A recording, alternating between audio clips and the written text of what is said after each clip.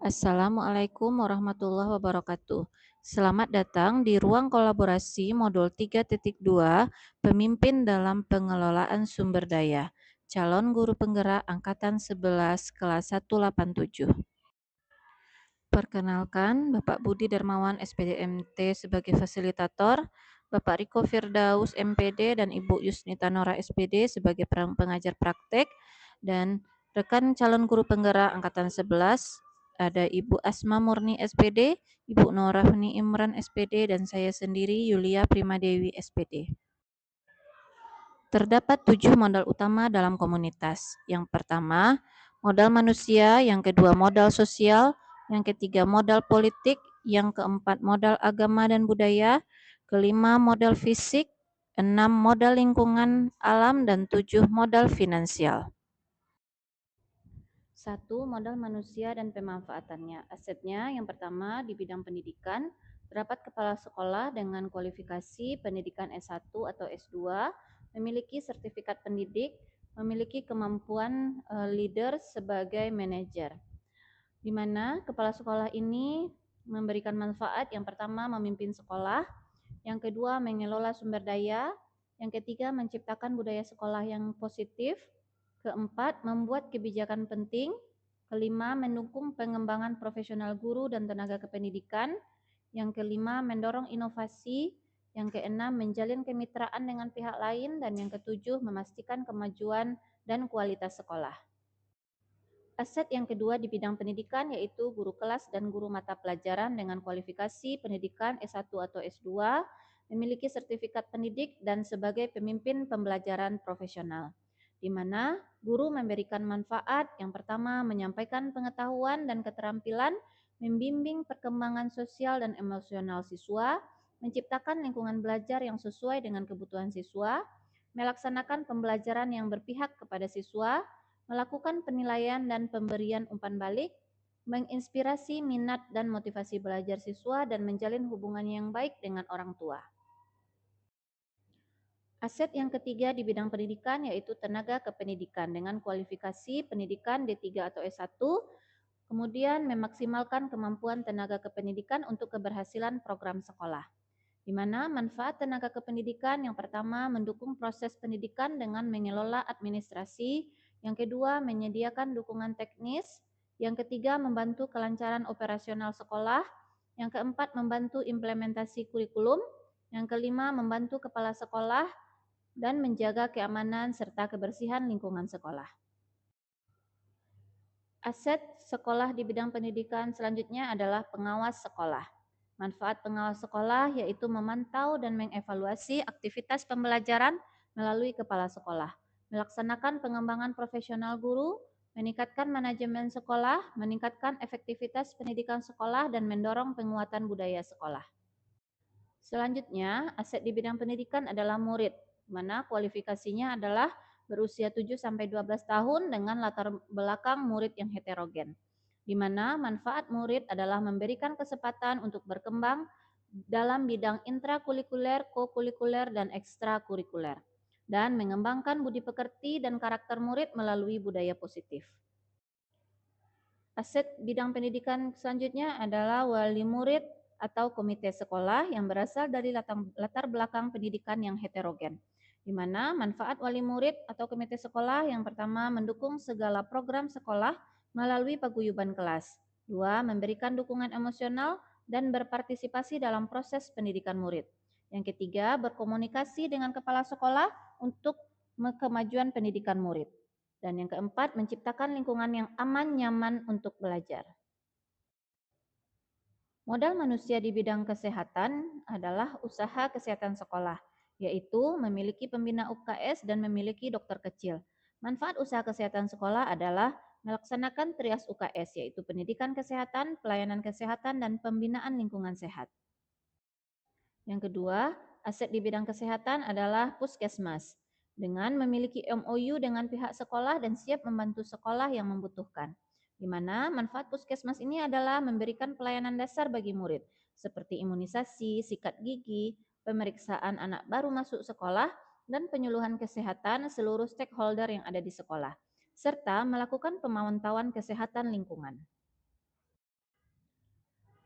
Yang ketiga, modal manusia di bidang kemasyarakatan, di mana asetnya adalah DLH, BPBD, KAN, kelurahan, dinas sosial, masjid raya, yang memberikan dukungan terhadap keberlangsungan proses pendidikan di sekolah. Di mana manfaat kemasyarakatan, DLH adalah mendampingi sekolah yang akan mengikuti kegiatan sekolah adiwiyata, baik secara administrasi maupun secara fisik sekolah. BPBD memberikan penyuluhan agar sekolah tanggap bencana dengan cepat. KAN bekerja sama dalam memberikan penguatan dalam mata pembelajaran PKBAM melalui Bundukan Duang dan Nenek Mama. Dinas Sosial memberikan jembatan kepada sekolah untuk memberikan bantuan dana pendidikan untuk murid yang terdaftar di DTKS. Sedangkan Masjid Raya memberikan bantuan berupa infak untuk anak yatim pada menjelang bulan Syawal. Ini adalah salah satu contoh konkret pemanfaatan modal manusia, yaitu MOU dengan Puskesmas Rasimah Ahmad dan diperbaharui setiap tahunnya. Yang kedua, modal sosial dan pemanfaatannya. Asetnya adalah yang pertama, sekolah menjalin kerjasama dengan berbagai organisasi seperti DLH, BPBD, KAN, kelurahan, masjid raya, puskesmas keliling, dan pustaka keliling. Yang kedua, guru menjalin kerjasama melalui organisasi IGI, PGRI, Kombel, dan KKG. Manfaatnya, meningkatkan kebersihan dan keamanan sekolah. Yang kedua, meningkatkan kompetensi guru. Yang ketiga, meningkatkan literasi dan penyediaan buku cerita untuk murid. Yang keempat, memberikan pelayanan kesehatan dasar. Yang kelima, memperkuat penerapan adat di sekolah. Dan yang keenam, memberikan dukungan lainnya dalam bidang pendidikan. Ini adalah salah satu contoh konkret pemanfaatan modal sosial. Yang pertama, belajar dengan Bundo. Yang ketiga, bekerja sama dengan puskesmas. Yang ketiga, kegiatan komunitas belajar di sekolah. Yang ketiga, modal politik, di mana asetnya adalah kebijakan atau wewenang kepala sekolah. Yang kedua, peraturan dan program sekolah. Yang ketiga, kebijakan pada dinas pendidikan. Yang keempat, kebijakan pemerintah daerah. Yang manfaatnya adalah kepala sekolah memiliki kewenangan dalam membuat kebijakan sekolah dan membuat keputusan yang bijak dan bertanggung jawab, serta menetapkan program sekolah untuk kemajuan sekolah dan muridnya. Yang kedua, Dinas Pendidikan memiliki kewenangan untuk menetapkan kebijakan yang umum yang berlaku untuk semua sekolah. Begitu juga dengan pemerintah daerah. Yang keempat, modal agama dan budaya, di mana asetnya adalah guru PAI, kemudian tokoh agama. Yang ketiga, program keagamaan seperti PUPB, sholat duha, kultum, infak, tahfiz, dan lain-lain. Yang keempat, ustadz atau tokoh agama yang terdapat di sekitar sekolah. Dan yang kelima, memiliki masjid atau musala beserta fasilitas yang ada di dalamnya.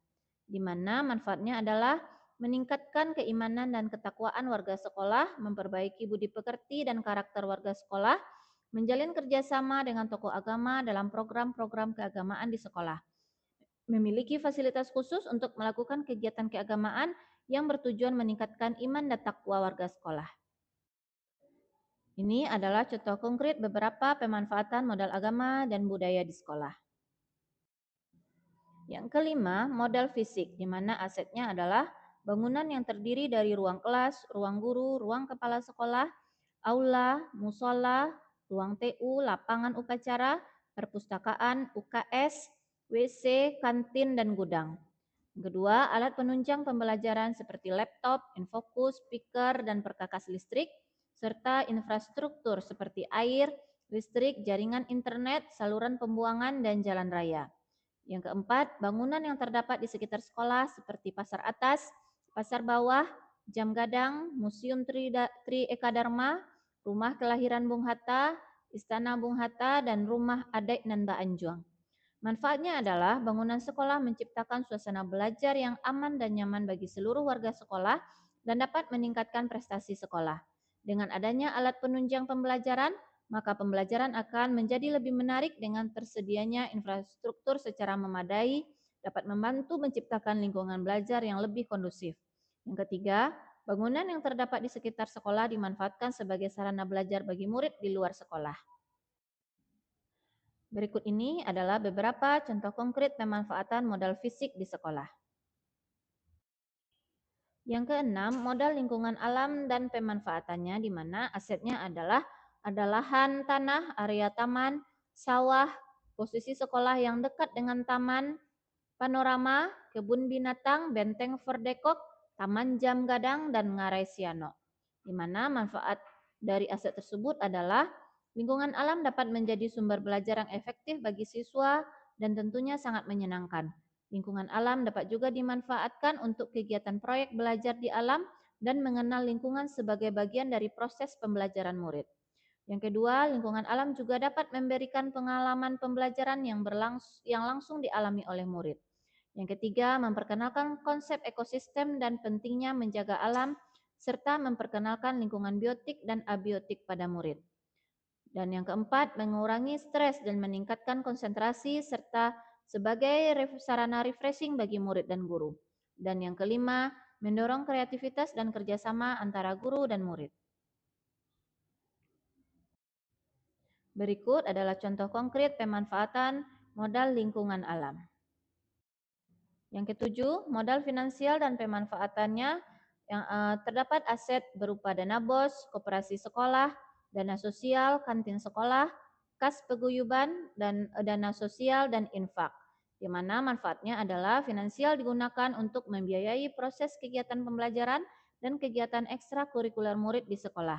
Finansial digunakan untuk memfasilitasi pembelian alat bantu pembelajaran, kemudian menyediakan dana untuk pembelian fasilitas sekolah, dan digunakan untuk menunjang proses belajar mengajar di kelas. Demikianlah tugas ruang kolaborasi modul 3.2, pemimpin dalam pengelolaan sumber daya. Terima kasih atas perhatiannya dan mohon maaf jika terdapat kesalahan. Wabillahi taufik wal hidayah. Wassalamualaikum warahmatullahi wabarakatuh.